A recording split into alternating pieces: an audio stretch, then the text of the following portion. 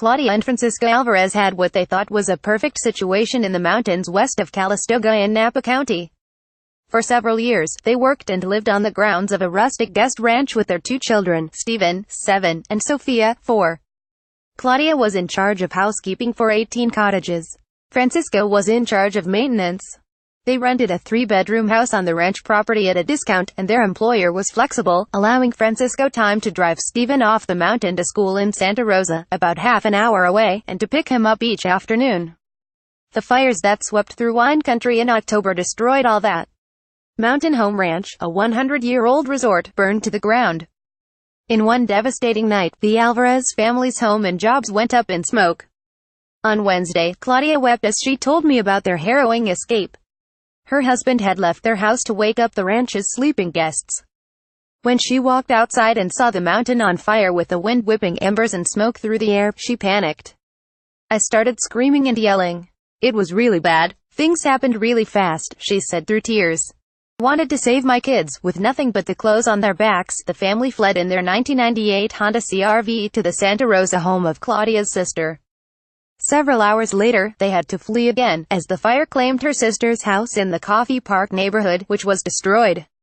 The Alvarez family ended up spending 2 months in the living room of relatives in Rohnert Park before Claudia found help at Up Valley Family Centers, a non-profit resource organization and social safety net devoted to helping low-income, mostly immigrant families. We provided them emergency financial assistance in the form of funds to purchase new beds, as well as gift cards for items for their new apartment, said Jenny Akon, executive director of the organization, which helped more than 400 immigrant families after the fire. We helped them pay their security deposit and first-month rent, too. Just last week, the Alvarez family moved into a modest 3-bedroom townhome in Cotati, south of Santa Rosa.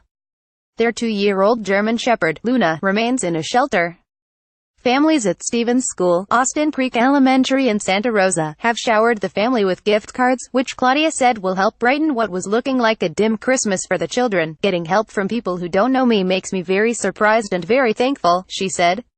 Having people knocking on your door and saying, I wanted to help you, makes me feel blessed and surprised and embarrassed. For now, Francisco is earning money working with a friend who has a concrete business.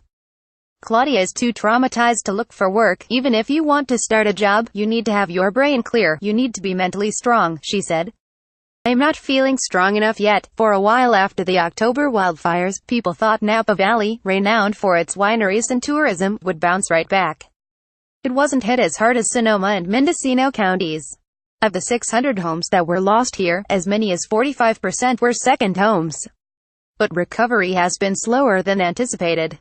An almost invisible class of people in the agriculture and hospitality industries has been hurt. Napa is a tale of two cities, said Terrence Mulligan, president of the Napa Valley Community Foundation, which distributes funds to local groups like Up Valley Family Centers. There are very wealthy people, who are generally white, he said, and very poor people, who are generally Latino.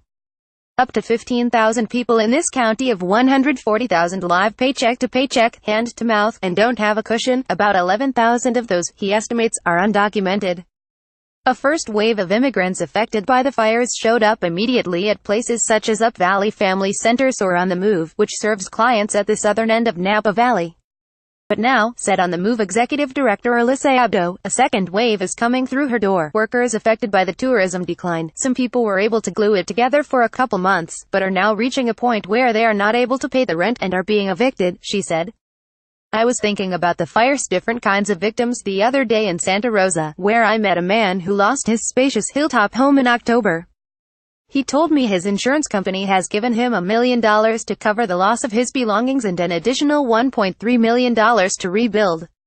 He could not complain, he said, and was grateful that his family and pets were alive.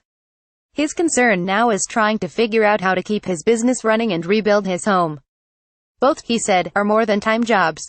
It's a completely different kind of problem than the one facing Beatrice Calderon, 43, a mother of two, whom I met at one of On the Move's resource centers, located in an elementary school in a mixed-income Napa neighborhood that is home to many immigrants.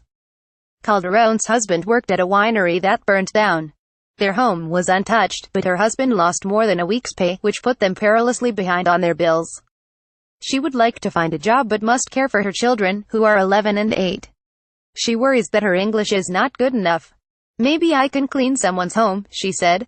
We haven't been able to buy a Christmas tree this year, but we don't want the children to know how hard it is. After the fire, the family borrowed money from friends to cover their $1,275 monthly rent, but they had nothing left for their phone and utility bills. Also, their landlord is requiring them to buy renters insurance. We can't afford that, Calderon told me. On the Move, which spends up to $1,500 in emergency funds per client, was able to pay her bills and help her family regain its footing. In the grand scheme of things, it isn't much. But for families like the Calderons and the Alvarezes, and other invisible victims of this season's wildfires, it makes a world of difference. Caption Robin.Abkarian at lawtimes.com, Twitter at abkarinlaw.